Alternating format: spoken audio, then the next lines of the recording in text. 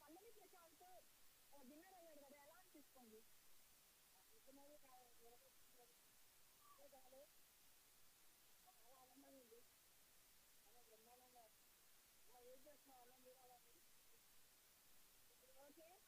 Okay, మీకెలా అనిపిస్తుందండి పల్లవి Prashanth win అవ్వడం?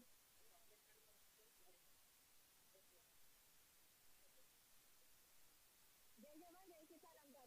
ఓకే, ఇప్పుడు ఒక కామన్ మ్యాన్, ఒక రైతు అయ్యుండి కూడాను తను ఇలా గెలవడం అనేది చాలా చాలా ఆనందంగా ఉందని చెప్పంటున్నారు.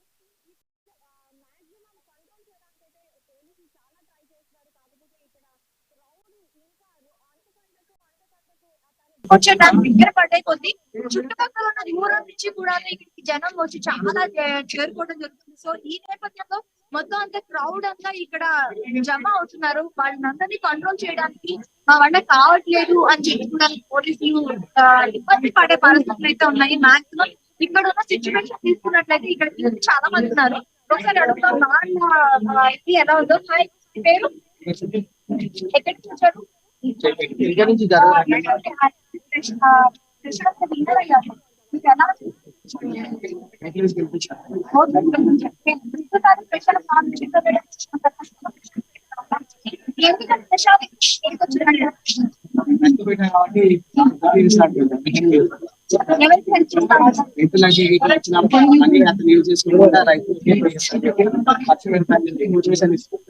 ఓకే, అందుకే